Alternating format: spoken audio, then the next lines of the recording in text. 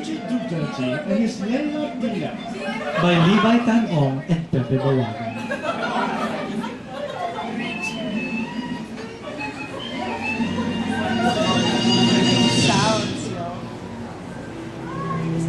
After serving for decades in his hometown of Yukon City, Rodrigid Dodirty finally considered running for president. I'm considering running for president. You see, he had just killed an entire village of criminals and decided he would like to kill off all criminal villages. His mouth curled into a grin as he thought about all the good he would do, all the crime he would stop, all the crime. There were a number of things he had to think about, however. For instance, his platform. I know what my platform will be. No crime. He also had to think about his campaign strategy. No crime. His campaign. No crime. He also had to think about who his running mate would be. No crime. But Richard sighed. You see, something was troubling him. I am what? He had a secret. A secret he had been keeping for a long, long time. I have a secret for a long time. A long A time. long time. A long time. He sat down behind his desk and rested his head on his hands. He traced his fingers along the grains of his desk, wishing they were tracing something else. He looked out the window, forlorn, longing, pining for someone.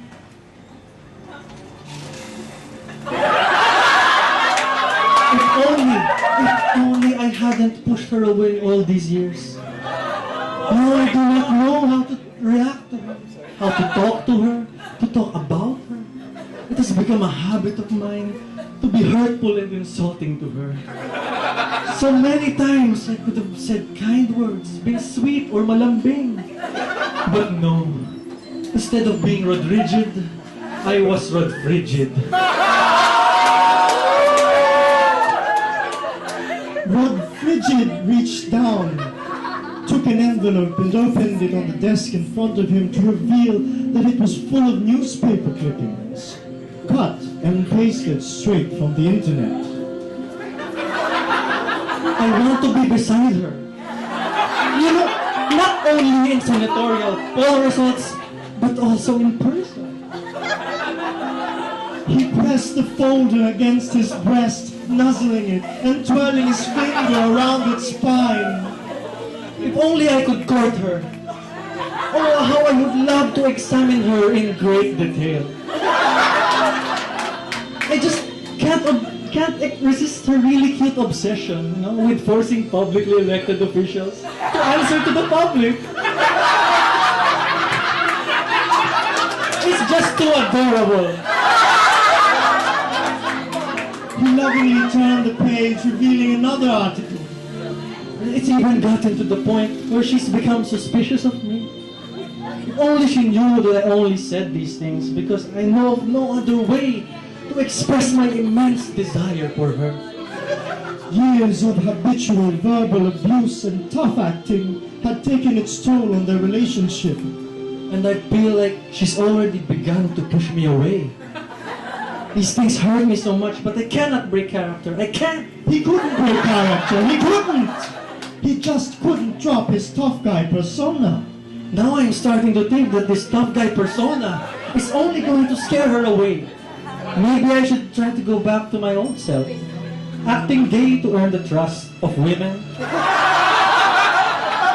I wonder would that help in getting you closer to me, Leila, my beloved. He solemnly closed the door, the folder shut, kissed it, and then placed it back in his drawer. Alas, now was not the time to wallow in past loves and mistakes. He had a presidency to run, and I love her! Love. Love. I love her so much, more than no crime.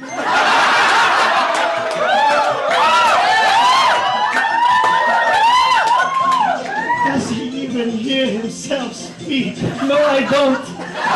But I love that boyish look with her short hair and glasses. Oh, I wish we could get away from it all. Just the two of us, I'd elope with her to my very own secret hiding place near Hipon City, Guantanamo Bay. Our old place there used to house refugees, but I would give it all to her. She could have her very own refugee spot. He definitely does not hear himself speak. I hope she's into all the crazy kinky stuff that I'm into. Oh, how I'd love to put a gag order in her mouth.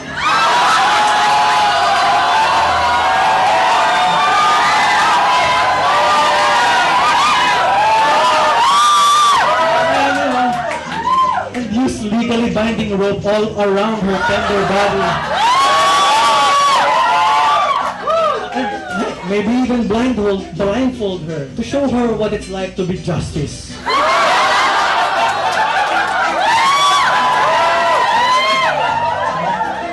God, I hope she's into that kind of kinky shit, because I would never dream of ever forcing myself upon a woman who has not consented to sexual activity.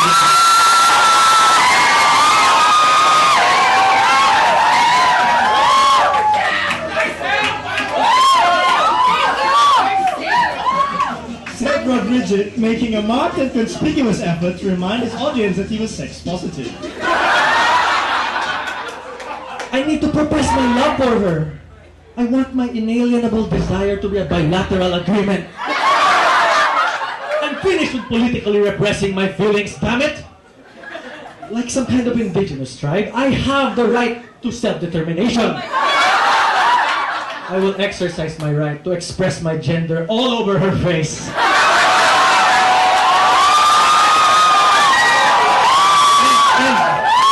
And if she's into it, if she's into it, I can introduce her to my iron fist. I will iron fist her so hard that she'll beg me to iron fist her harder. Opa, please turn. What are you doing? In front of the audience? Are you serious? No, Ronnie, no! Don't you dare come onto the audience! Of course not. I don't have their consent.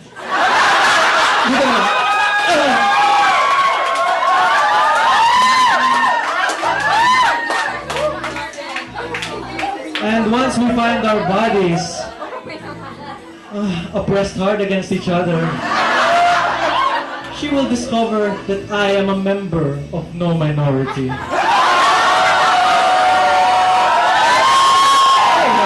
Thank God call me Rodrigid for nothing.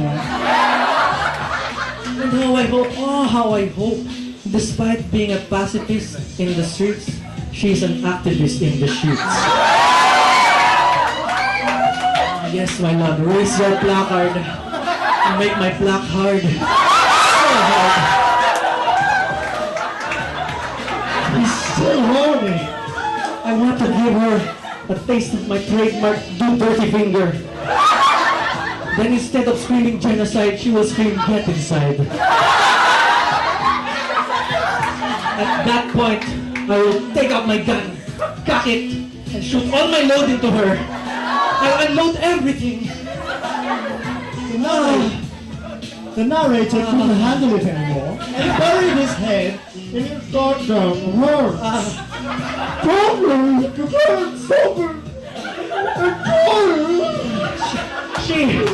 She can be my running mate. I will running mate with her all the way until I win my presidency. Then she will be my very first lady. I need to get out of here. Shit, the door's locked. Help! Help! And she? Anybody! Oh, she will hand me the writ of habeas corpus. Over and over again, and punish me. Yes!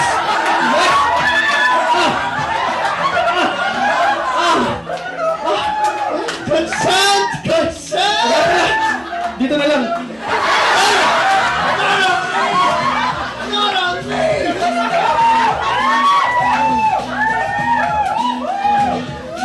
Ay, lame.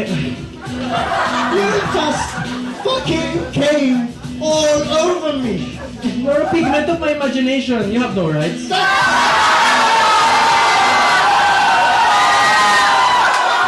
I've had enough, you little prick. My prick is not small. I quit. I quit.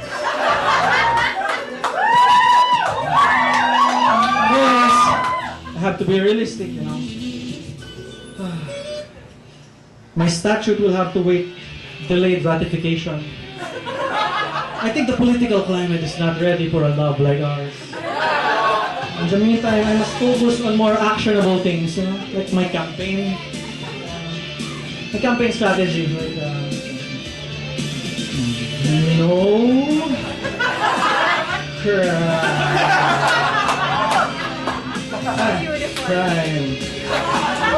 Perfect.